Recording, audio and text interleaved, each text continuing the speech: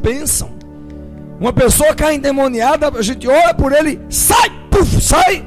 Alguém diz, foi liberta. Não, o demônio saiu. Somente.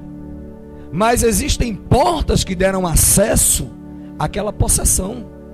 E se aquelas portas não forem tratadas, é aí onde entra a libertação. Se aquelas portas não forem fechadas, porque uma coisa que a gente ouve muito,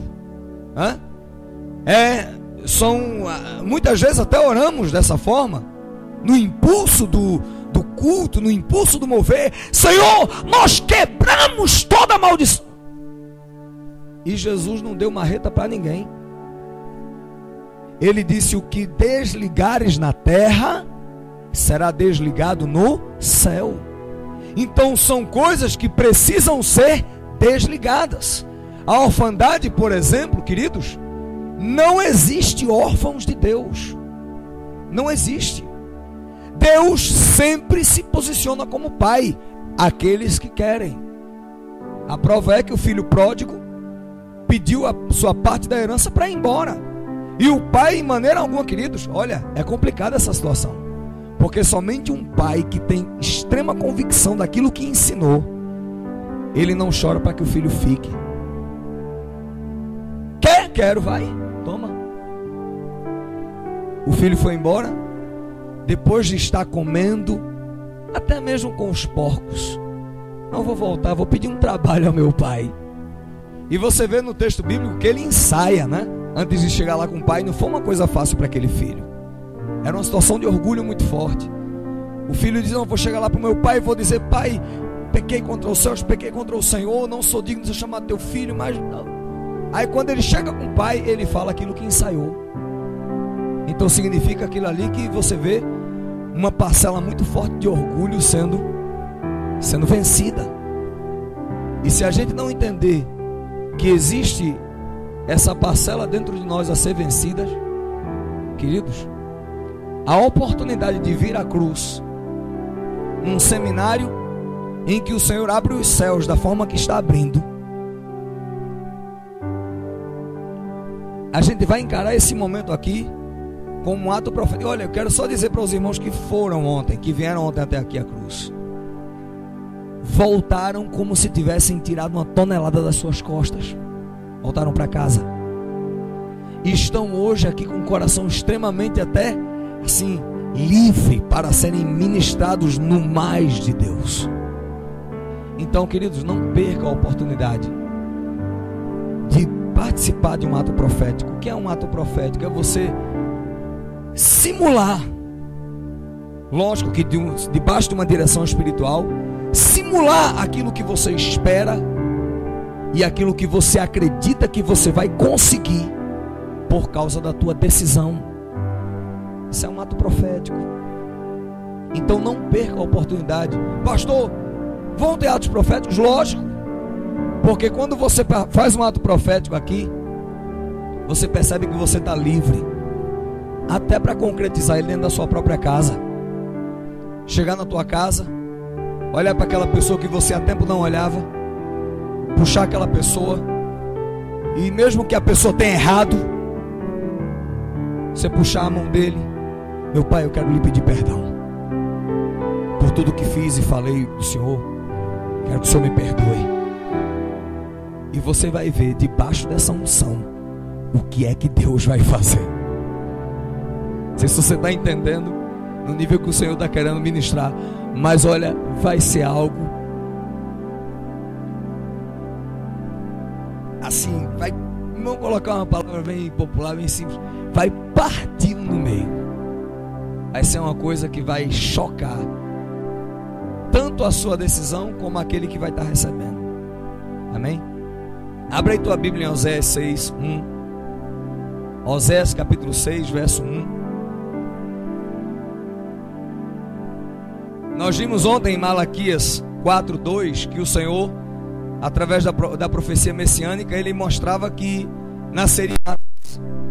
Aí a gente pensa, parece uma cura física, mas quando a gente vê o versículo 6, a gente vê o profeta dizer que ele converteria o coração dos pais aos filhos, O coração. Então a gente vê que existe um legado de maldição em um relacionamento paterno quebrado, queridos. Hoje, cada vez mais, essa autoridade masculina, tu és homem, vindo do meu coração. E a gente vê que uma transformação ou uma formação homossexual, em muitos dos casos, vem pela falta dessa afirmação. E como entender uma criancinha de 1 ano e meio para 2 anos, como foi um caso que passou, eu tive a felicidade, pastores, eu tive a felicidade de chegar do culto de domingo na minha casa, porque dificilmente quando a gente chega ainda está passando Fantástico, alguma coisa assim. Eu tive a felicidade de chegar e ver uma matéria de uma criancinha nos Estados Unidos que com 1 ano e meio, uma menininha com 1 ano e meio, já só queria coisas de menino. 1 ano e meio. Uns 3 anos de idade, os pais tentaram conversar com a criança. Você é uma menina, você é uma menina, você é uma menina. A criança entrou para despertar dos psicólogos americanos. Como é que pode uma criança de 3 anos de idade entrar em depressão profunda? Porque isso chocou, isso meio que mexeu, sacudiu a poeira da ciência. E começaram a investigar no tratamento daquela criança que entrou em depressão profunda com 3 anos. Somente porque os pais tentaram dizer que não era um menino, era uma menina. E aos 5 anos, depois que o tratamento estava logrando êxito, a família decidiu assumir a transexualidade daquela criança. Porque o homossexual, você sabe que é aquele que não tem problema com o seu sexo. Ele só deseja o sexo. A pessoa só deseja a pessoa do mesmo sexo. A transexualidade é diferente. A transexualidade faz com que a pessoa não aceite o seu sexo e entre até em processo de transformação, né?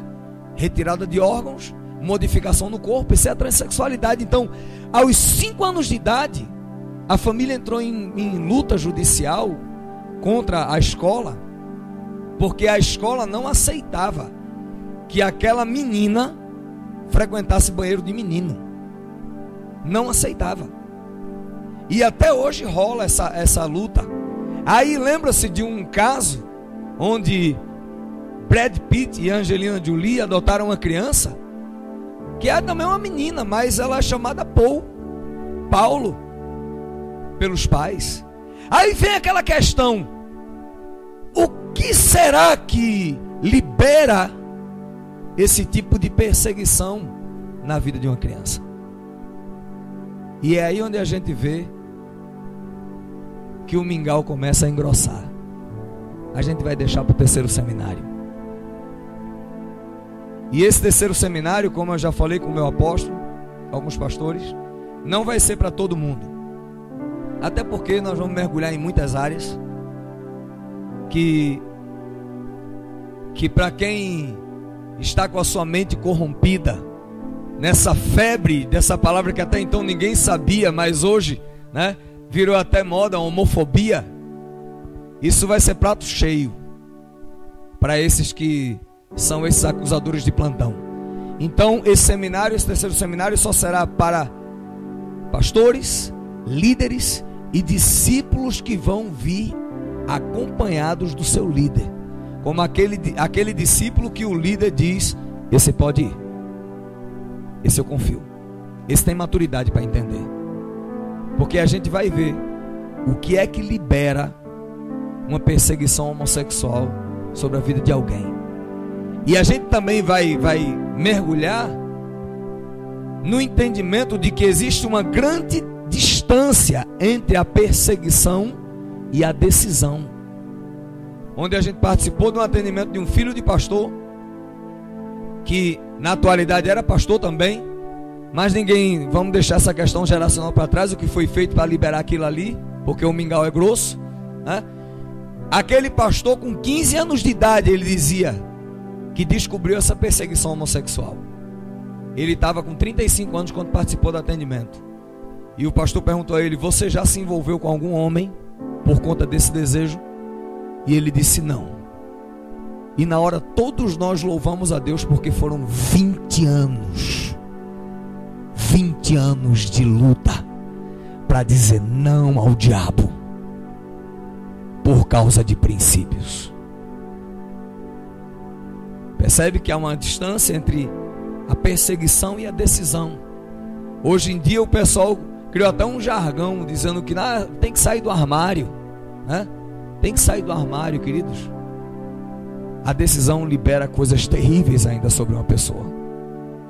E como o diabo, ele é extremamente estratégico, e o diabo, quando investe numa pessoa, na verdade, ele age na vida daquela pessoa debaixo de uma visão periférica, olhando para aquela pessoa e olhando para outros ao mesmo tempo. Do mesmo jeito que eu estou olhando para a abençoada aqui, eu estou vendo o Jeane, estou vendo a pastora, estou vendo os outros que estão atrás. O diabo, ele age na vida de uma pessoa debaixo dessa visão. O diabo não foca somente em um. O diabo foca numa geração. Foi aquela palavra do domingo, né, pastora? Quando Deus chega para Ezequias e diz: Ezequias, põe a tua casa em ordem, porque você vai morrer. Será que Ezequias não cuidava do palácio? Mas a gente descobre o que Deus quis falar através do seu filho que veio depois dele, Manassés, que destruiu o reino. Foi um dos mais perversos. Então, queridos, é muito séria essa questão, mas vamos deixar para o próximo. Então, Oséias 6:1 diz o seguinte: vinde e tornemos ao Senhor, porque Ele despedaçou e nos sarará, feriu e nos atará a ferida. Que o Espírito Santo ministre o nosso coração, em nome de Jesus.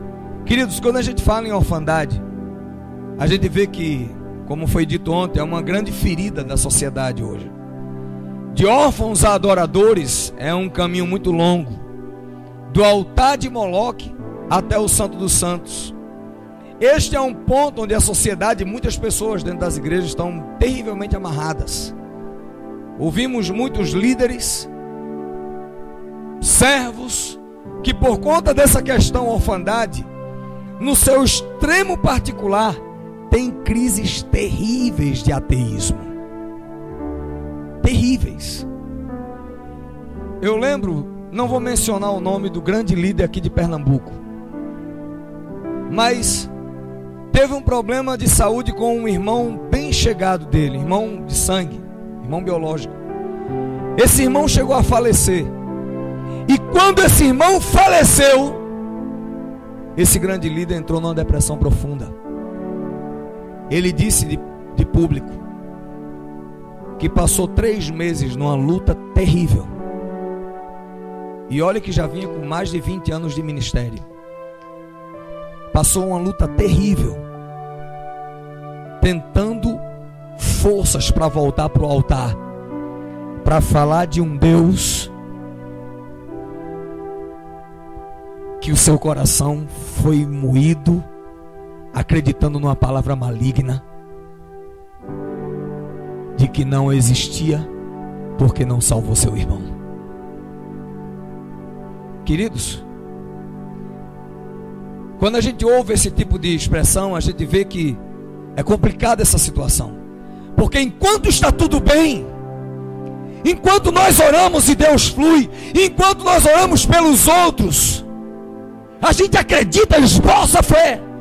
Mas quando a situação é com a gente, e a gente não tem esse quadro construído saudavelmente falando, é onde a gente percebe que o chão, ele não é tão sólido. Acreditar num Pai que vai socorrer, num Pai que vai suprir, num Pai que vai curar, torna-se muito mais difícil. É onde a crise vem, porque nessa hora parece que os nossos ouvidos, eles estão muito mais aguçados para ouvir a voz mentirosa do diabo do que a voz do Deus que diz: eu sou contigo. E quando a gente percebe esse quadro de orfandade, a gente vê que é complicado. Na dificuldade, a consciência, ela entra em processo de cauterização, muitas vezes gerando um contato com a voz do inimigo, consumindo as forças dessa pessoa que precisa reagir. Trabalhei muito tempo com um psiquiatra. Minha irmã é psicóloga. E a gente sempre batia um papo, sempre conversava muito. Até porque houve um dia que esse médico que trabalhei com ele recebeu um resultado de um exame, que na hora que ele recebeu o resultado do exame, eu olhei pro rosto dele, trabalhando há mais de 10 anos com ele, né? Se ele tossisse, eu sabia o que ele queria. Ele criou esse vínculo, né, trabalhista. E quando eu olhei para ele, eu vi que ele estava desfigurado. E na hora o Senhor me deu uma palavra para entregar para ele. Sabe o que foi que eu fiz? Eu disse: olha, como diz aquele grande profeta, aquele grande filósofo, ado a ado, cada um no seu quadrado. Eu digo: eu vou ficar na minha, porque eu aqui sou funcionário, ele é médico, ele sabe. Queridos, com toda a sinceridade do mundo, eu não dormi essa noite. Eu não dormi essa noite. Não dormi. O Espírito Santo me pegou de um jeito. Você deveria ter me obedecido. E eu chorei a madrugada inteira somente por essa palavra. Chorei a madrugada inteira pedindo perdão e dizendo: Senhor, me dá uma oportunidade amanhã. Amanhã eu só quero uma. Só uma, Senhor. Na hora que ele desceu, eu estava tão agulhado que eu digo: é agora. Quando ele entrou, que nós sentamos, eu digo: doutor, eu percebi ontem que o senhor recebeu aquele resultado do exame, que o senhor ficou abalado. E ele sem dizer uma palavra, porque ainda estava, né? Precisava fazer uma cirurgia e aquele resultado veio para... E eu dissemos a ele: percebi que o senhor ficou bastante abalado. Agora eu quero dizer uma coisinha para o senhor. Não falo como seu funcionário. Ele sabia que eu já era pastor. Ele dizia: eu não falo como seu funcionário, falo como ministro do Evangelho. O senhor é um homem que lê a Bíblia, porque ele lê a Bíblia. E o senhor é um homem que lê a Bíblia. O senhor sabe que naquela passagem onde os discípulos estão no barco e aquela tempestade terrível, né? E Jesus vem andando sobre as águas e grita de longe: não temas, sou eu. O senhor sabe que para um pescador que conhece mar, que já passou por várias tempestades, para um pescador estar em desespero, é porque a tempestade estava demais. Aí agora lhe falo como ministro do Evangelho: o senhor é médico, o senhor conhece a ciência, e para aquele resultado ter abalado o seu coração, é porque o senhor percebe que aquele resultado está além do que o senhor pode fazer como médico. Mas como homem de Deus lhe digo, que do mesmo jeito que Jesus de longe gritou: não temas, sou eu, ele estava querendo acalmar a tempestade no coração dos discípulos primeiro. Eu lhe digo como homem de Deus: assim diz o Senhor, não temas, sou eu. Pode aplaudir ao Senhor.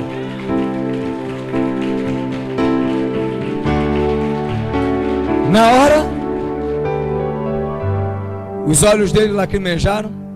Ele botou a mão no meu ombro, batendo assim em mim. Disse: eu precisava ouvir. Precisava ouvir.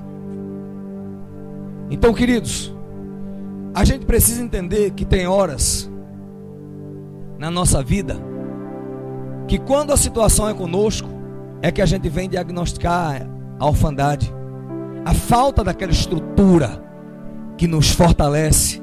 Saber que o que acontecer comigo, se você teve um pai que sempre esteve perto de você para lhe defender, para pegar na sua mão, para ele levantar na hora que você caiu, para soprar o arranhãozinho no joelho e dizer: filho, eu estou aqui.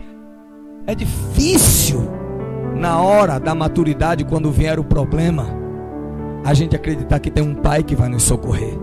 A gente pode até ouvir, mas crer até se fazer bonança é complicado. Então essa crise de ateísmo, ela é muito forte. E essa crise de ateísmo, ela só persegue o órfão. Você vê que é uma estratégia extremamente maligna do inimigo em pegar alguém que, como diz o salmista, quando foi criado, foi coroado de glória e de honra, e que o diabo não recebeu isso. Por mais que o seu berço tenha sido muito honroso, mas ele não recebeu coroa, e por causa desse sentimento ele foi expulso. Então, por conta dessa situação de que eu e você, não sei se você recebe ou entende isso, de eu e você hoje, nós temos coroa de glória e de honra, isso nos faz alvos do maligno. O diabo, ele tenta focar na nossa vida através da nossa história, para que nós não possamos adorar o Pai como Ele quer que nós adoremos. Então a gente vê que ateísmo e satanismo têm ligações extremamente fortes. São, vamos colocar assim, são primos de primeiro grau. Irmãos siameses, mais profundamente falando, irmãos siameses. Então, no avanço missionário, lá na Jokun, numa base da Jokun na Rússia, que geralmente isso se faz para estender o conhecimento e a experiência dos missionários, é uma coisa muito que eu louvei a Deus de ter conhecido aquela casa de profeta. A Jokun é uma casa de profeta. Ninguém chega ali para brincar. Parece uma coisa, todo mundo que vai para lá tem extremo compromisso com Deus, e o Senhor leva para lá para dizer: olha, eu vou colocar mais um bocado nessa tua história. Então, quando a gente viu lá um avanço missionário numa base Jokun na Rússia, a gente depois no bate-papo dos pastores que foram, eles declararam que os principais ateus da nação eram satanistas. E a filosofia do satanismo, ela é baseada na inversão de papéis entre Deus e o diabo. Não é complicado de se entender, porque para o satanista, Satanás é o pai de amor. Aí vem uma questão, uma pergunta: o que faz um adolescente acreditar que Deus é o diabo e o diabo é Deus? O que é que faz uma pessoa acreditar isso? Se não a orfandade. Se teve um pai que lhe molestou, abandonou, injustiçou, é fácil acreditar nessa mentira. É fácil. Você vê que isso termina sendo um abrir de portas para muita coisa que é chamado de ocultismo, que na verdade ocultismo não existe mais. Hoje é explicitismo, né? Porque hoje é moda a bruxaria, a feitiçaria, né? Por que essa geração, ela é o subproduto da morte, do abandono, da imoralidade, da rejeição no que diz respeito ao aspecto familiar. Então diz a Bíblia em Efésios 2:2 que sobre essa classe opera o espírito da desobediência. Queridos, é uma estrutura que falta, que dá extrema legalidade, portas abertas, para que esse principado venha agir, né, do espírito que agora opera nos filhos da desobediência. Esse é o problema. Não existe mais ocultismo, hoje é explicitismo. Não adianta a gente se levantar como igreja contra o satanismo. Nós temos que curar o coração dessas pessoas. É esse tipo de luz. Você vê que um ateu, ele foi ser abordado numa questão de evangelismo, e naquela guerra toda de que Satanás é pai de amor e tal, aquela coisa toda, né? Esse mesmo pastor perguntou para ele: como era o relacionamento dele com o pai. E aí vem aquela grande, não digo surpresa, mas a consolidação da sua decisão. Era uma pessoa que tinha decidido que o pai tinha morrido no seu coração. Riscou o seu pai da sua história. E a gente vê, voltando a essa questão da Rússia, nessas investidas na Rússia, o que mais chocou aqueles missionários foi o Império da Morte, que foi levantado lá.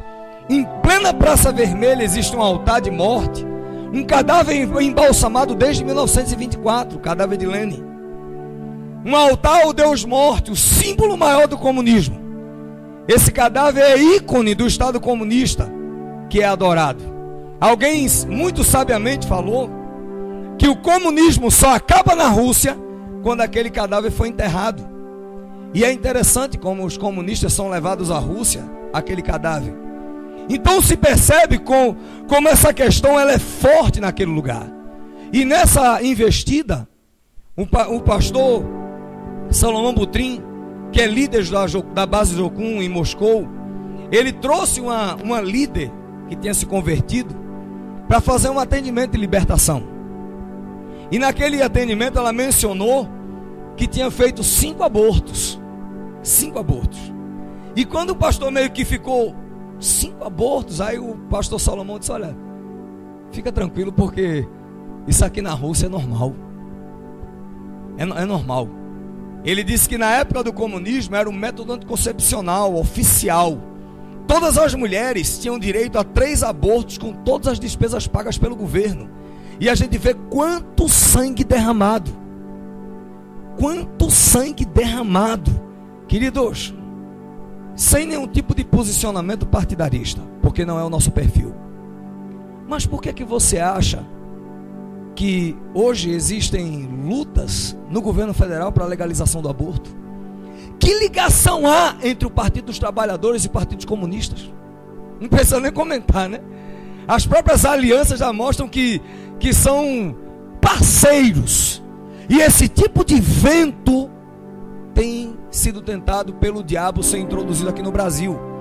E a gente vê aqui no Brasil, de acordo com um médico que é famoso, está sendo na televisão, Dr. José Bento, ele disse que em média no Brasil acontecem 1 milhão de abortos por ano. Palavras desse médico. E deste 1 milhão de abortos, em média 200 mil mulheres morrem dessas implicações. Não sei se você está entendendo, está tendo noção dessas alianças com o altar de Moloque em pleno século 21. Você vê que Conceição, adorada pelos católicos, Concepção, é meio que a versão de Moloque aqui no Brasil, feminina. Porque o que Moloque prometia para as mães que consagravam seus filhos era justamente fertilidade. E isso aí a gente vê em pleno século 21 acontecendo. Um culto a Moloque. Então é aí onde a gente vai mergulhar nessa questão das implicações espirituais do aborto. Abra a tua Bíblia aí no livro de Salmos, capítulo 9, verso 12. Salmos 9, verso 12.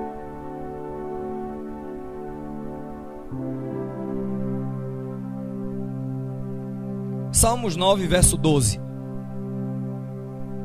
Diz o seguinte: pois quando inquire do derramamento de sangue, lembra-se deles. Você vê que existe alguém que lembra que um sangue foi derramado, né? Não se esquece do clamor dos aflitos. Existe alguém que inquire e não se esquece de um sangue derramado. Não se esquece. Não se pode falar sobre orfandade sem se abordar o aborto. Queridos, o aborto na verdade é a maquinação de um espírito de orfandade homicida. O principal crime da orfandade é o aborto. Você vê que geralmente quando vem uma notícia de uma gravidez, mesmo que indesejada, uma pessoa que tem uma construção saudável no seu seio familiar, ela pode até pensar no aborto, mas não executa. Não executa. Quando você vê o histórico de pessoas que executam o aborto, você pode ver que está ligado diretamente a essa questão da orfandade. Se não na execução, ou então na manipulação. Nós atendemos uma pessoa na libertação, uma grande líder, que estava tendo problemas terríveis no seu casamento. E essa grande líder mencionou a frigidez sexual, que não conseguia ter prazer com o marido, e nas vezes que tentava, lhe machucava por conta da falta da lubrificação natural da mulher. E a gente pesquisando e ouvindo, porque o atendimento da libertação, a gente utiliza um mapeamento que se dá por duas vertentes: a investigação, que é no bate-papo, ou na revelação, a hora em que o Senhor diz: olha, é isso aqui. Exemplo disso, a gente vê quando Davi, ele não entendia porque há 3 anos não chovia em Israel. 3 anos não chovia. É normal ter um período de seca, né? Um tempo sem chuva, muito sol, mas 3 anos. Então Davi entendeu que era uma coisa que não era coisa comum. Ele dobra o joelho, quando ele ora, Deus diz: olha, sangue gibeonita derramado, quebra de aliança em territórios de Israel. Parafraseando, lógico. Davi procura os gibeonitas porque Saul tinha feito, Josué tinha feito uma aliança com os gibeonitas que não derramaria sangue. Saul meteu a espada. Saul meteu a espada. Então quando Deus fala isso com Davi, Davi chama um gibeonita e diz: olha, nós estamos dispostos a restituir. Foi que houve? O que é que vocês querem? E eles disseram: nós queremos 7 pessoas da casa de Saul enforcadas em praça pública. 7. Davi poupa Jonatas, seu amigo. Agora o que é que tem a ver? Vem a pergunta, porque Saul já tinha morrido. O que é que tem a ver filhos e netos? Entende a questão geracional? Né? Questão geracional. Quando os 7 vão para a praça pública, são enforcados.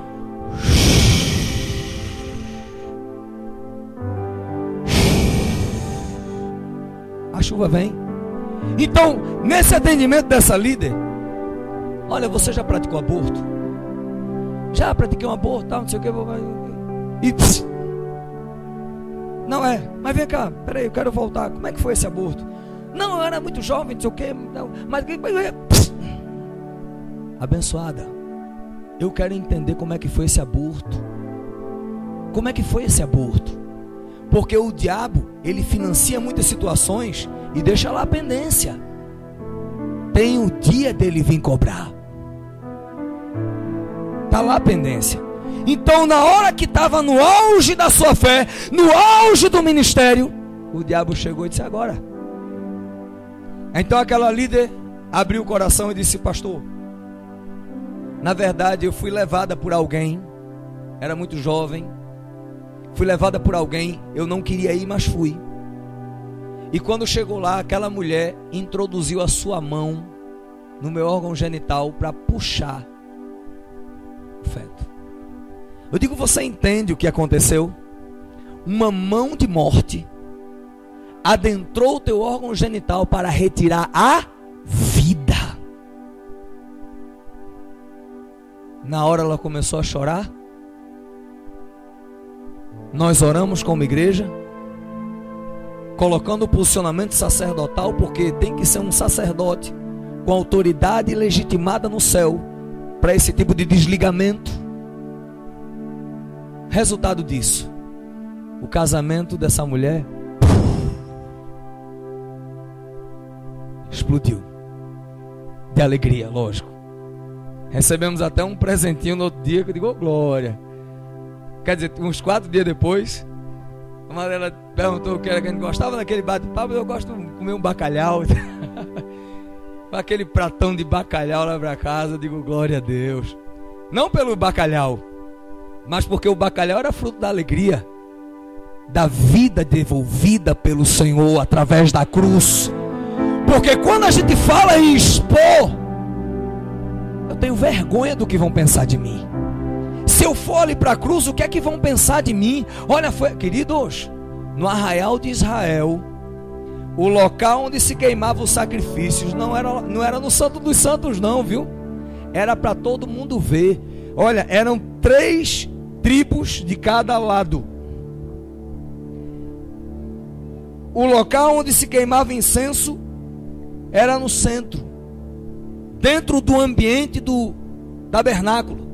Então, quando alguém iria pagar um preço por um pecado, e pegava-se um cordeiro, colocava aqui, ia levando, passando pelas tribos,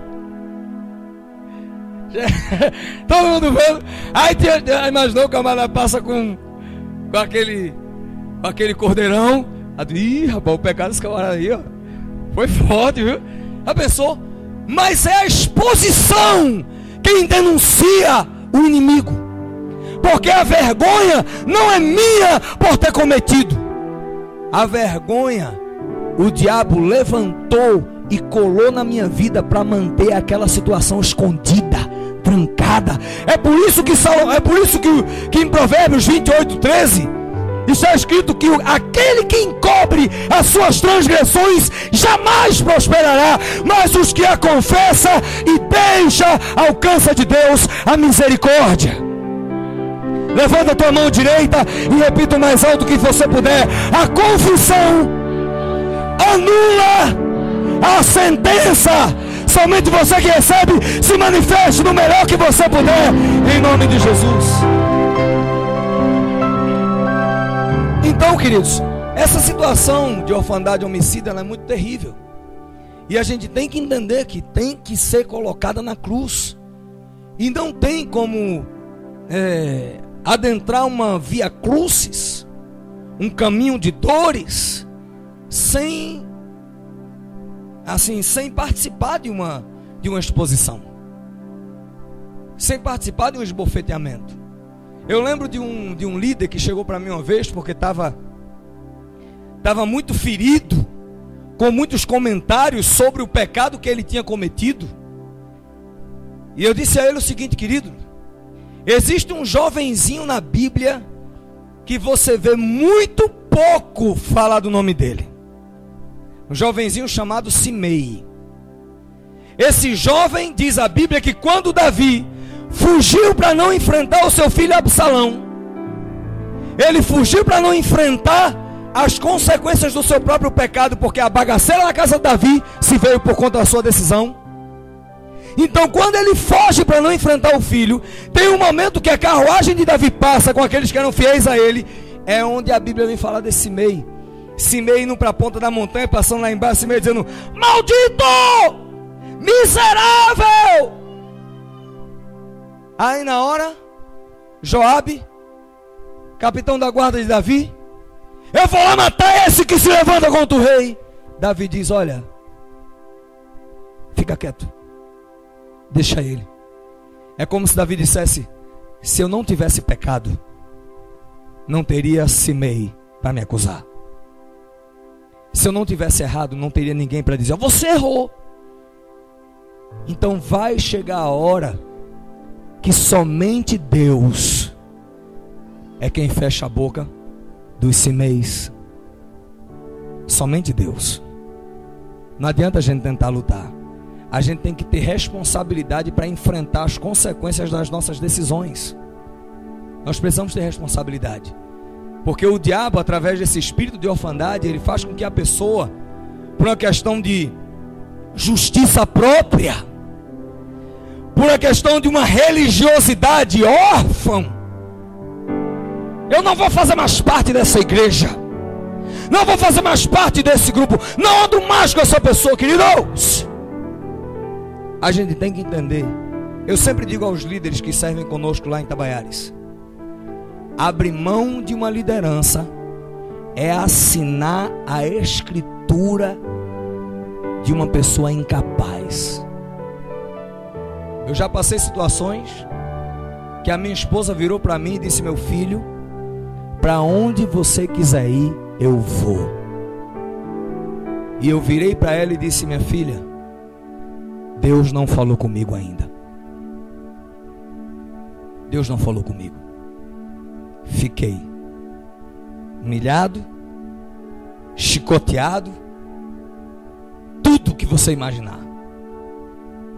E é nesse ministério que Deus tem me honrado. Porque quando a gente aprende a suportar, Deus nos aprova. Você sabia que Deus louva por alguém? Eu sei que você é bastante bereano, podemos assim dizer, lê muita palavra, né? Então você sabe que existe aquela pessoa que o diabo levanta situações contra ela e que Deus permite para provar o seu caráter, sua personalidade. Deus, ele só faz referência na Bíblia de 4 pessoas. Uma no livro de Jó, quando ele faz referência de Jó, e outra em Ezequiel, no capítulo 12, quando Deus diz: olha, Ezequiel, Daniel e Noé. É a única que nós vemos, né?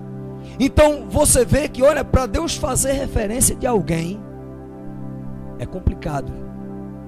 E diz a Bíblia, o apóstolo Paulo dizendo em Coríntios, 2 Coríntios capítulo 10, que Deus louva pela pessoa. O apóstolo Paulo diz que Deus não aprova a quem a si próprio louva, mas sim aqueles a quem Ele louva. E eu quero dizer para você que Deus tem um louvor preparado em tua direção. Deus tem um louvor preparado em tua direção.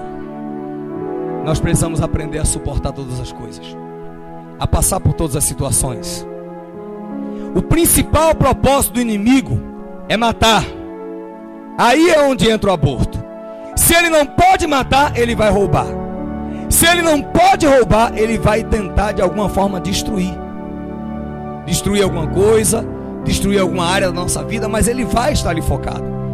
E é dessa forma que pessoas são amarradas espiritualmente, amarradas no altar de Moloque. Queridos, o aborto é a visão mais satânica do sacrifício de Jesus. O aborto é a versão mais satânica do sacrifício de Jesus. Lá em João 3,16, o evangelista diz que Deus amou o mundo de tal maneira que o quê? Deu o seu filho. Entende o satanismo ligado a essa questão do aborto? A pessoa, por uma notícia, por um momento, vem aquela ideia que é captada. Não, vou matar porque não tem condições, vou matar porque N questões.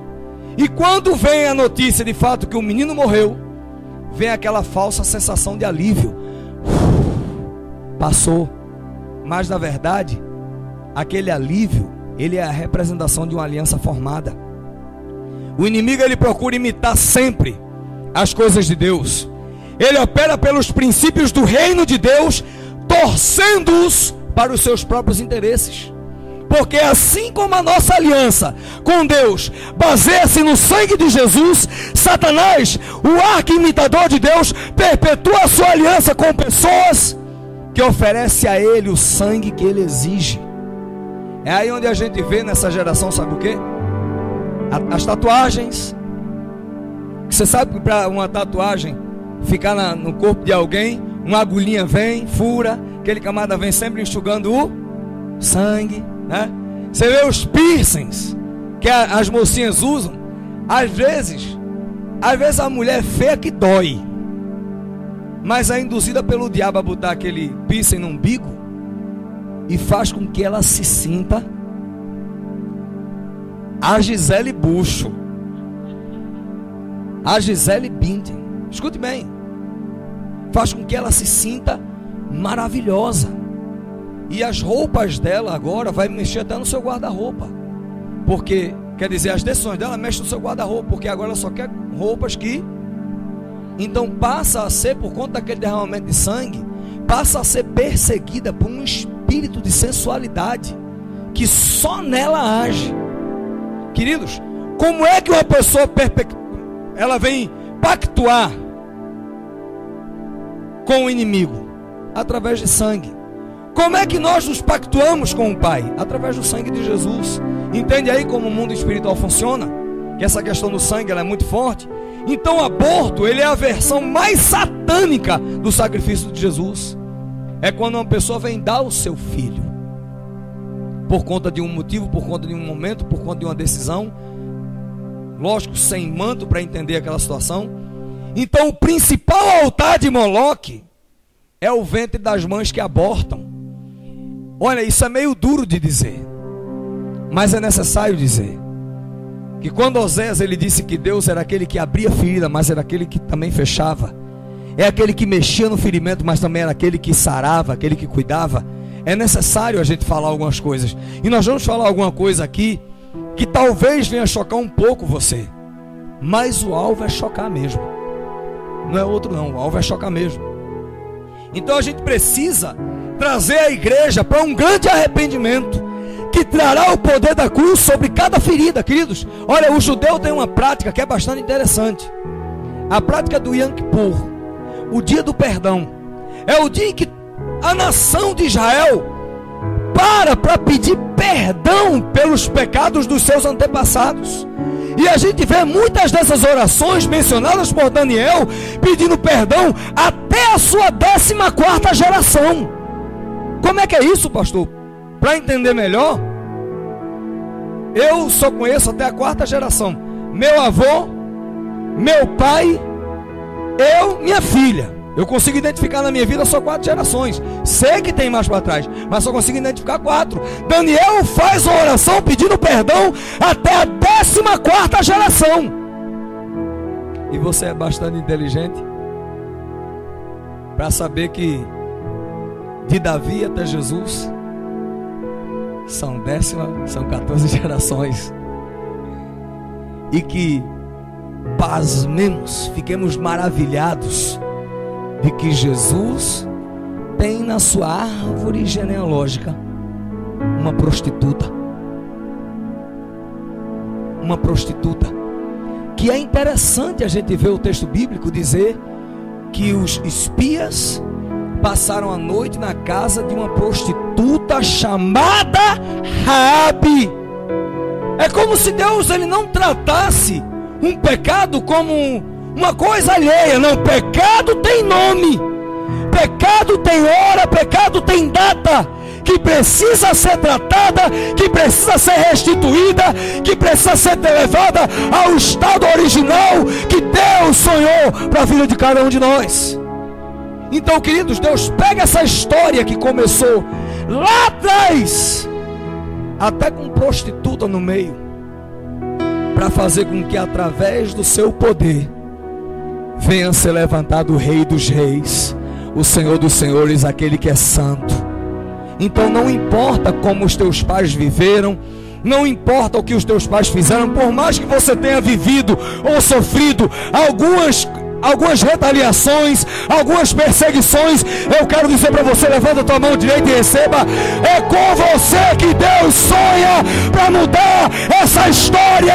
É em você que Deus aponta a sua mão para dizer: começou um novo tempo. Somente você que recebe, se manifeste do melhor que você puder, em nome de Jesus. Nós precisamos levar a igreja a uma grande intercessão, conduzir a igreja a uma grande intercessão. É aí onde a gente vai entender, mediante algumas pesquisas, o que é este altar de Moloque. Quando Deus tirou o povo de Israel do Egito e os introduziu na terra de Canaã, naquelas terras haviam pessoas e povos que cultuavam a essa entidade Moloque, e ainda outros a Baal, e alguns outros que exigiam sacrifícios humanos.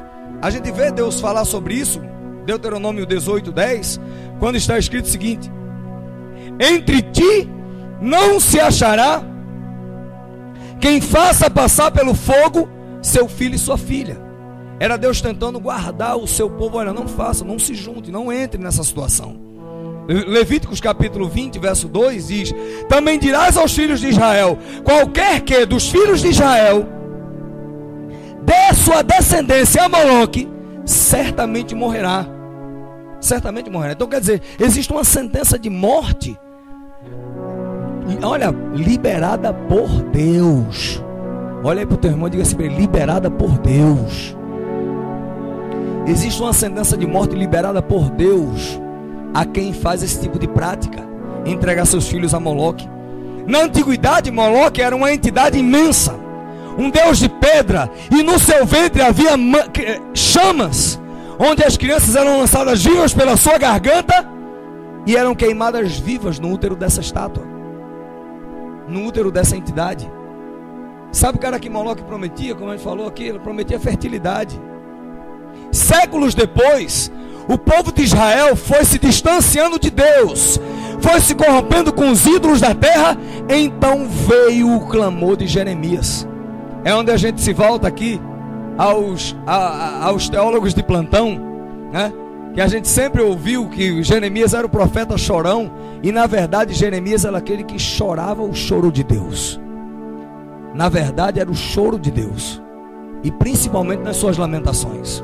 A gente vê Jeremias capítulo 7, especificamente versículo 31, diz o seguinte: e edificaram os altos de Tofete, que está no vale do filho de Inom, para queimarem no fogo os seus filhos e as suas filhas. Agora escuta o que Deus diz: o que nunca ordenei, nem nunca subiu ao meu coração. Quer dizer, o Senhor mostra que esse tipo de prática é algo que está totalmente desligado do seu caráter, totalmente desligado da sua vontade. E Deus olha para o seu povo e diz: olha, nunca subiu ao meu coração. Vamos imaginar isso, utilizando o texto bíblico. Nunca subiu ao meu coração que isso pudesse acontecer no meu povo, no meu arraial. O próprio povo de Israel estava fazendo esse sacrifício. Agora veja que coisa interessante. Na época de Jesus, quando Jesus quis explicar melhor sobre o inferno, e ele falou mais sobre o inferno do que sobre os céus, quando ele quis fazer uma analogia sobre essa situação, sabe o que foi que ele usou? Ele usou esse vale. Esse vale, esse mesmo vale que havia se tornado na sua época um depósito de lixo da cidade. Em Marcos 9, 47 e 48, ele diz assim: se o teu olho te escandalizar, lança-o fora. Melhor é para ti entrares no reino de Deus com um só olho, do que tendo dois olhos e sendo lançados no inferno, Geena, vale do filho de Inom, lançado num local que era depósito de lixo, onde o fogo e as vermes consumiam. E é interessante a gente ver Jesus usar essa analogia, porque Jesus está comparando, fazendo uma comparação do inferno com aquele vale onde os filhos eram assassinados. E lembram de ontem quando a gente falou que o sangue, quando cai numa terra, ele mancha a terra? Não foi por acaso que aquele vale do filho de Inom, ele foi mencionado por Jesus, e na sua atualidade tinha se tornado um depósito de lixo da cidade, onde todo o lixo era jogado ali, era incinerado. Queridos, é complicado. Qual é o ponto que a gente quer chegar com essa história? E que assim como Jesus comparou aquele território onde as crianças eram assassinadas num depósito de lixo, tudo isso é a figura do útero da mulher. Tudo isso é a figura do útero da mulher. Quando uma mulher voluntariamente pratica o aborto, ela está transformando esse território, que é o seu ventre, num depósito de lixo, um lugar onde tem fogo destruidor e vermes. E a gente vê que isso começa a mexer até com a vida física daquela mulher. Começa a mexer com a vida física até do homem que financiou o aborto, que pegou o dinheiro e pagou pela morte de uma pessoa que, olha, a pessoa, olha que é muita ingenuidade nossa a gente pensar que uma criança é fruto de um sexo. É muita ingenuidade nossa. Como crentes conhecedores da ciência de Deus e da soberania de Deus, a gente sabe que é de Deus a ordem da liberação da vida. Se o veículo é o sexo, a gente tem nada a ver com isso, mas é de Deus a ordem. É de Deus a ordem. Amém? Então a gente vai utilizar um texto aqui e vamos substituir a palavra terra por corpo e a palavra irmão por filho. Esse texto está lá em Gênesis capítulo 4, dos versículos 12 ao 10, e o texto original diz assim: e disse Deus: que fizeste? A voz do sangue do teu irmão clama a mim desde a terra, e agora maldito és. Deus dando essa sentença a Caim. E agora maldito és desde a terra, porque 1, 2, 3, 4. A gente vê que nesse curto espaço aqui são mencionadas 4 vezes a palavra terra, por causa de um sangue derramado. Entende aí porque que quando um sangue cai numa terra, Deus tem essa preocupação dessa mancha? E aí você vê, vamos lá continuar, versículo 11: maldito és desde a terra, que abriu a sua boca para receber da tua mão o sangue do teu irmão. Quando lavrares a terra, não te dará mais a sua força, fugitivo e vagabundo serás na terra. Agora vamos para a versão modificada. E disse Deus: que fizeste? A voz do teu filho clama a mim desde o teu corpo, e agora maldito és desde o seu corpo, que abriu a sua boca para receber da tua mão o sangue do teu filho. Quando lavrares o teu corpo, não te dará mais força. Entre aspas, haverão enfermidades, haverão situações terríveis. Fugitivo e vagabundo serás através do seu corpo. Queridos, por causa de um aborto, muitas maldições e enfermidades se instalam. Como a gente tem mencionado, frigidez sexual, dores constantes e anormais no aparelho reprodutor. Muitas até têm que retirar o útero. Esterilidade, abortos voluntários. Queridos, olha, um aborto, mesmo que ele seja um aborto espontâneo, ele é um sinalizador da existência dessa prática nas gerações. Ele é um sinalizador. Ninguém numa casa entra numa situação de um aborto, seja ela natural ou espontâneo, né? Um aborto, quer dizer, um aborto praticado, ou um aborto espontâneo, um aborto natural. Ninguém que entra nessa situação não tem como não ter na sua família um histórico desse, pela liberação do sopro geracional. Aquilo que o diabo lança, se nunca foi desligado através da cruz, significa que está o quê? Está ligado. Se nunca foi desligado, está ligado. Quando é que isso desliga, pastor? Quando a gente conscientemente, responsavelmente faz o processo da cruz, colocando na cruz esses pecados, essas gerações. Olha, Senhor, eu não sei o que foi que houve, eu não sei quantos fizeram, não sei se houve na minha família isso, naquilo. Com todos reunidos, nós queremos te pedir perdão nessa hora, e todo esse pecado que possa ter aberto essas legalidades, Senhor, nós colocamos na cruz. Colocamos na cruz. É complicado entender isso. Nós temos uma ovelha lá no campo, que quando a gente fez esse seminário lá, fez seminário, na hora do ato profético, ela foi para a cruz, se ajoelhou, aquela coisa tremenda, aquele quebrantamento na igreja. Mas na mesma semana, isso foi no sábado, quando foi na sexta-feira, ela perguntou para mim se podia contar um testemunho do seminário. Digo, pode falar, abençoada. Ela disse, pastor, eu pratiquei um aborto na minha adolescência, levada pela minha mãe. Minha mãe me levou para praticar esse aborto, e desde que eu pratiquei esse aborto, a minha vida menstrual nunca foi normal. Ela disse que quando foi fazer o seminário, ela disse que faziam 8 meses que não menstruava. Isso sem uso de medicamento. O pessoal estava acompanhando ela para saber qual era o problema que estava acarretando essa tranca dessa liberação sanguínea da mulher dela.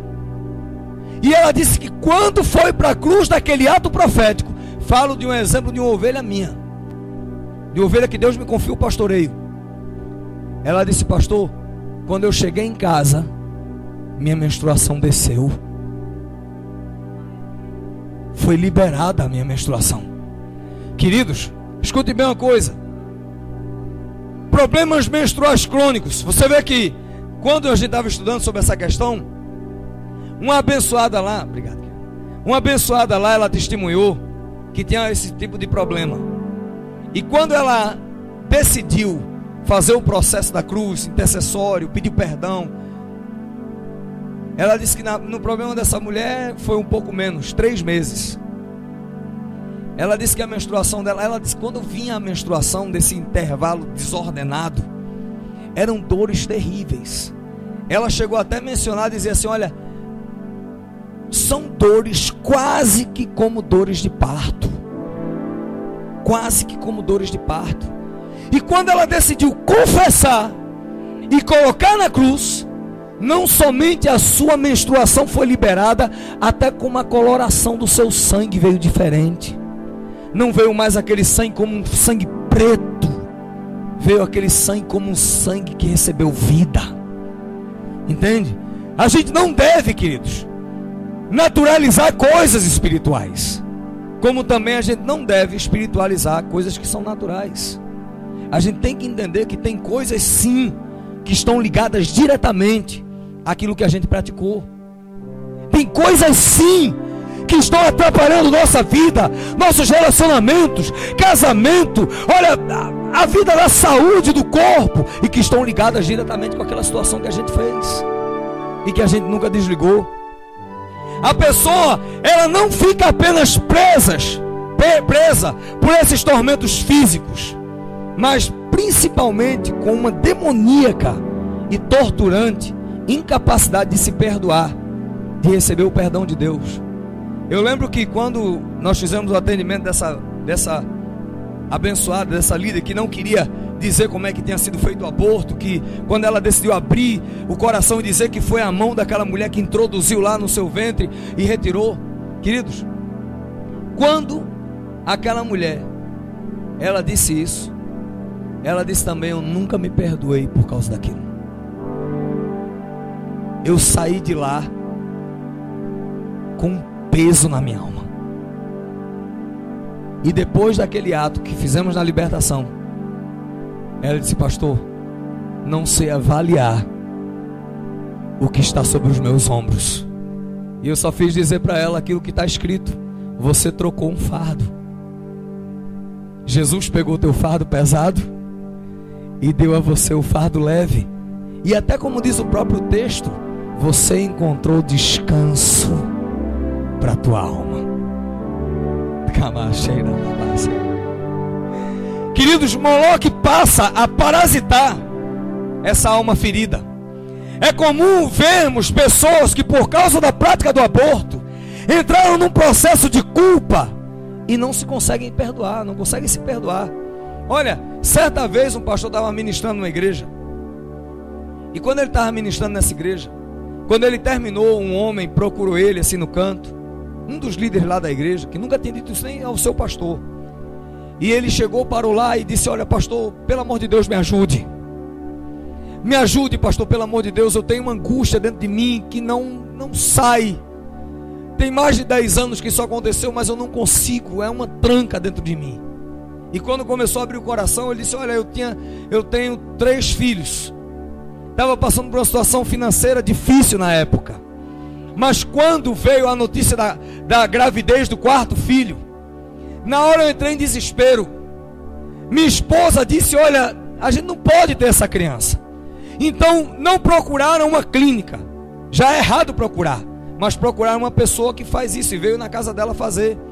Aí a pessoa combinou com o pai, com o marido, e disse, olha, você fique perto de mim, porque quando acabar eu vou colocar o feto na tua mão para você jogar fora.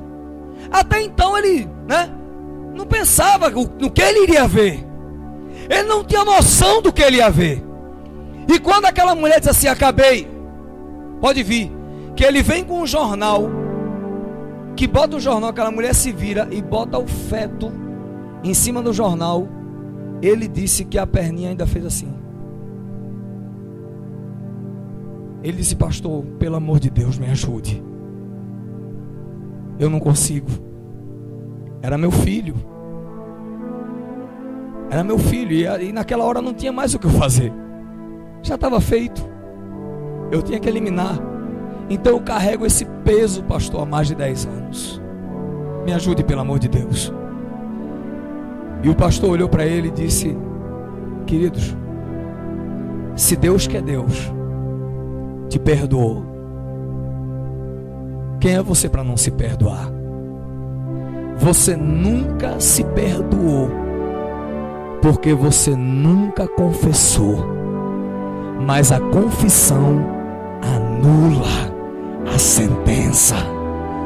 A confissão anula a sentença. Aquele homem abraçou aquele pastor como que tivesse abraçado um grande amigo que há tempo não via. Chorou no seu ombro e disse: eu sinto, agora que Deus me perdoou. É interessante que enquanto as pessoas não confessam, elas não conseguem se perdoar. É por isso que a confissão é importante. Eu não sei o que você fez, não sei o que foi, o que você viveu, não sei como foi a história da tua vida antes de você se converter.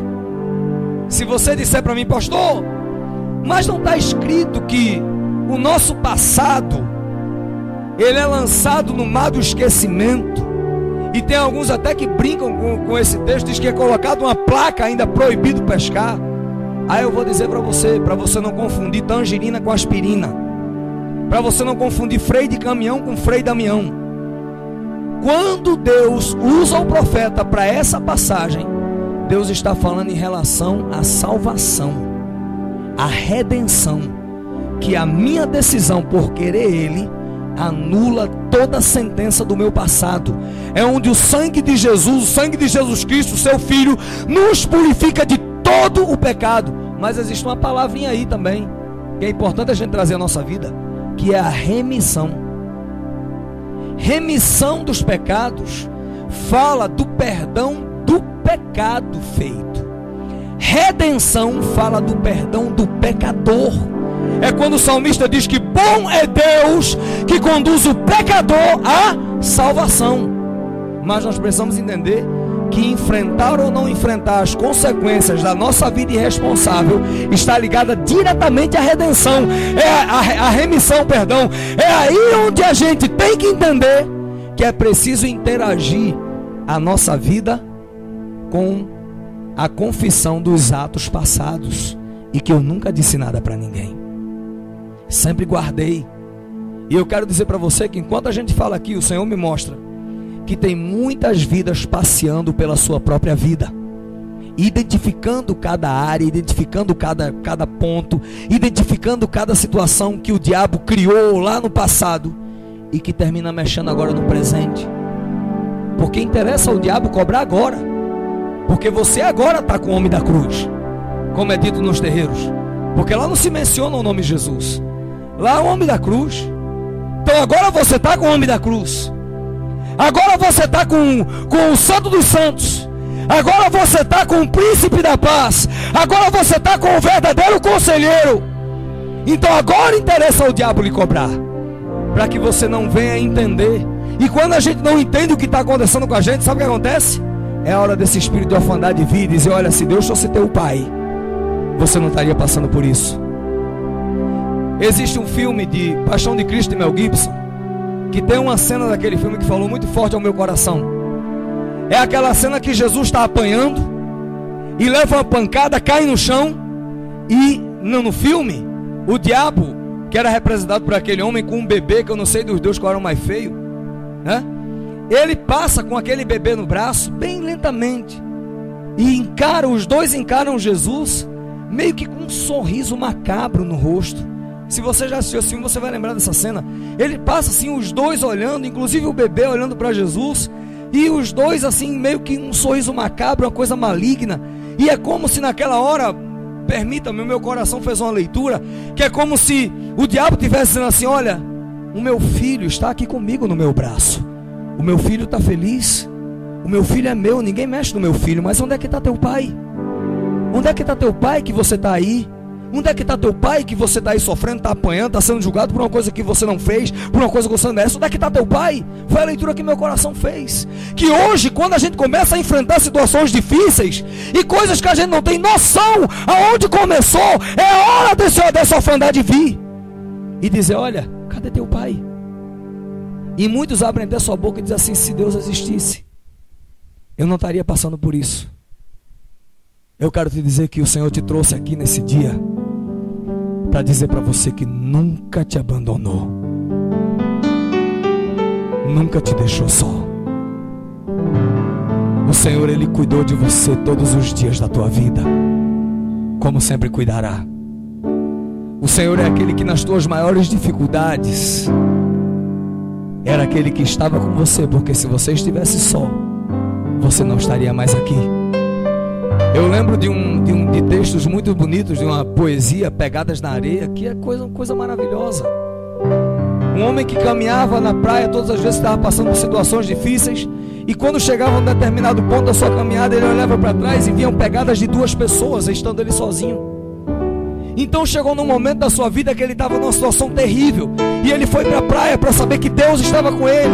E quando ele andou, e chegou num determinado ponto, quando ele olhou, só viu as pegadas que eram suas, e ele chorou e disse: pai, nessa hora o Senhor me abandona.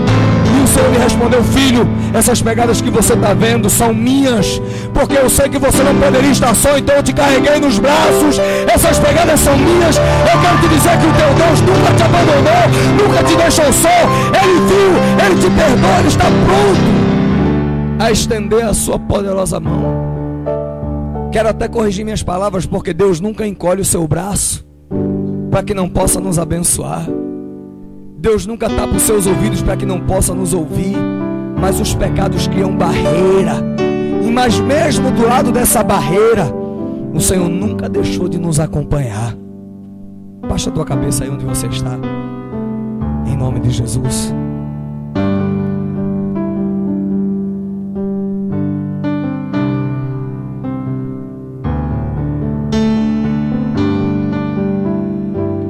Grande é o Senhor, que nunca te deixou só. Eu quero dizer para você, declarar como ministro do Evangelho, que o Senhor se revela a você nesses dias como você nunca o tinha conhecido.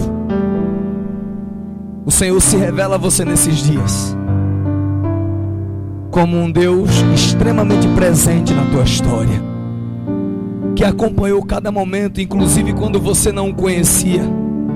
As práticas que por causa delas hoje alguns sofrem, mas o Senhor decide abrir essa ferida e dizer: filha, filha, como eu te amo. Quando Jeremias chorava, era o choro de Deus pelo seu povo. Porque, como diz o Senhor, coisas que nunca pensei, nem nunca imaginei, subirão ao meu coração, subirão ao meu altar. Mas eu nunca deixei de te amar, diz o Senhor.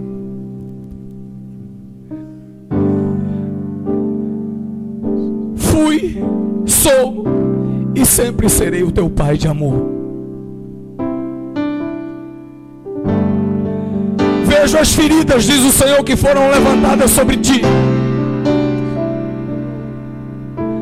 mas decido as abrir para tratá-las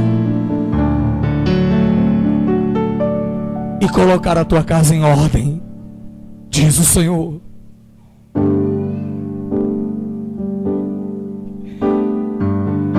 Os céus da adoração estão abertos sobre a tua cabeça. O Senhor se revela a ti de forma íntima e não como um Deus distante, como aquele Deus que só vai agir se o pastor orar, se a pastora orar. Eu sou teu pai, diz o Senhor.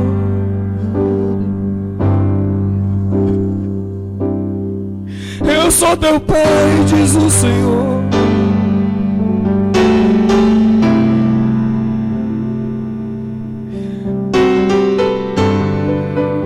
quero que você se sinta longe de mim, porque eu sempre estou perto de ti, diz o Senhor.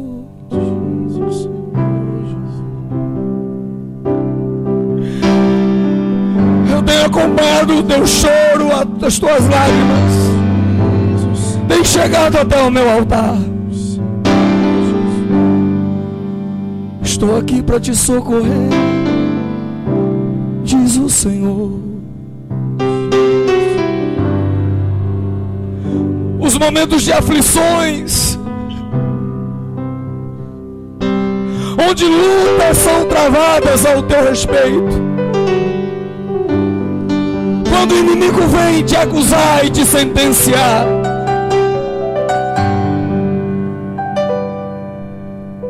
e eu, diz o Senhor, estendo misericórdia sobre ti.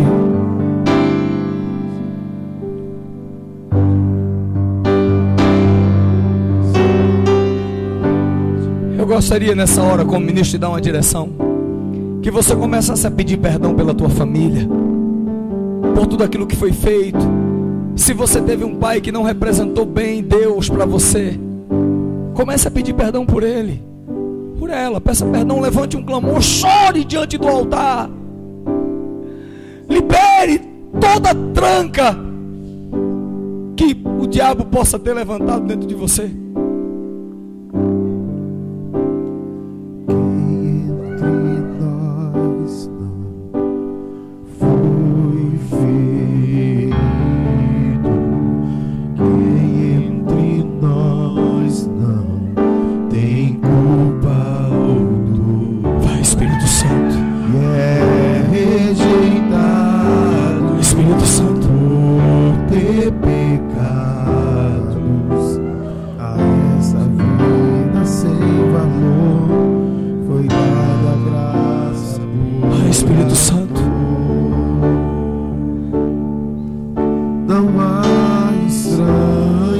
Somos a obra de Deus. Não há indignos, não há perdidos em Deus. Muitos cairão, mas aleluia, pois não há órfãos de Deus. Espírito Santo, Espírito Santo, Espírito Santo, para os braços do Pai, enche essa casa com a tua glória. Você é meu irmão. Vem dos quatro cantos, ó Espírito, A graça e sopra neste lugar. Sopra neste lugar. Sopra, Senhor. não há estranhos.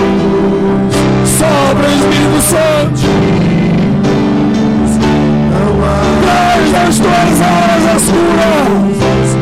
em Deus. Converte, Senhor, o coração dos pais aos filhos, Mas aleluia, e dos filhos aos seus pais. pois não há órfãos de Deus.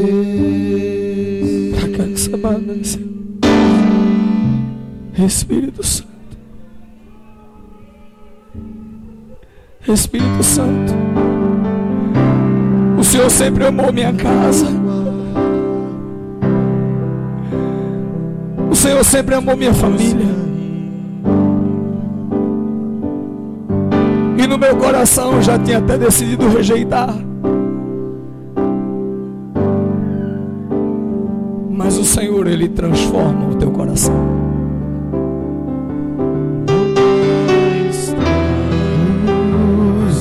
Não há indignos, Espírito Santo, faz isso. não há perdidos em Deus. Muitos cairão, mas aleluia, pois não não há órfãos de Deus. Chame a bênção de Deus sobre a tua casa. Chame a bênção de Deus sobre a vida dos teus pais, sobre a vida da tua família. Chame, chame. Pastor, eu sei que Deus já está, eu sei, mas chame. Faça uma oração como se você não soubesse. Ore como se você não soubesse. Vem, Senhor. Vem, Senhor. Vem, Senhor. Vem, Senhor. Vem, Senhor. Vem, Senhor. Ouve, Senhor, a voz da tua igreja. Ouve a voz dos teus filhos. Ouve a voz dos teus filhos. Vem, Ouça, Senhor. Restaura a família. Restaura, Senhor, relacionamentos. Nós denunciamos esse agir de orfandade e rejeitamos, porque nós não somos órfãos. E até se o diabo tentasse lançar isso sobre nós, diz a tua palavra que tu és pai de órfãos e viúvas.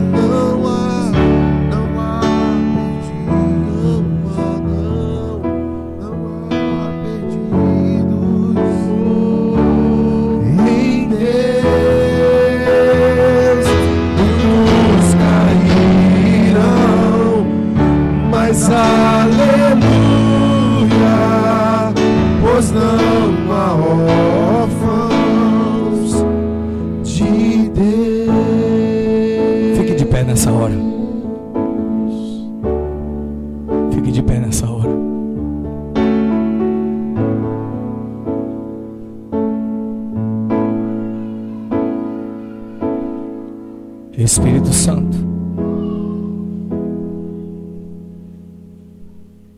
Ele é aquele que consolida Jesus em nossas vidas. É a consolidação da presença de Jesus em nós, o que supre, o que cuida. A imagem da família é tão forte, até na Trindade, que quando a gente olha para a Trindade, não tem como a gente não imaginar um quadro familiar: pai, mãe, filho. O Espírito Santo sendo a representação da mãe, a que nutre, a que gera, a que cuida. O pai, o que libera todas as coisas, e o filho. É por isso que o Senhor, Ele tem muito interesse em que haja uma conversão dos pais aos filhos e dos filhos aos seus pais, para que não haja uma consequência, porque maldição é um castigo, para que não haja um castigo, uma maldição liberada por Deus. E talvez você esteja aqui e por conta de alguns atos do passado, você hoje esteja percebendo que há uma ligação direta com aquilo que foi feito e tem atrapalhado a vida presente. Nós vamos fazer um ato profético aqui. Os irmãos aqui vão providenciar uns papéis, papel em branco, e você vai escrever nesse papel somente aquilo que você achar que o Senhor falar ao teu coração. Você que um dia aliançou a tua família, aliançou a tua vida financeira com esse espírito maligno, e você percebe que não somente complicações na tua vida física há, como também complicações na vida financeira. Se eu sou dizimista, ofertante, primiciador, mas vejo a tranca, nós vamos fazer um ato profético nessa hora. Você vai colocar no papel um valor correspondente àquele que um dia você entregou nas mãos de alguém que se responsabilizou de gerar morte na vida, ou de gerar morte na família, aquele que você pagou um aborto.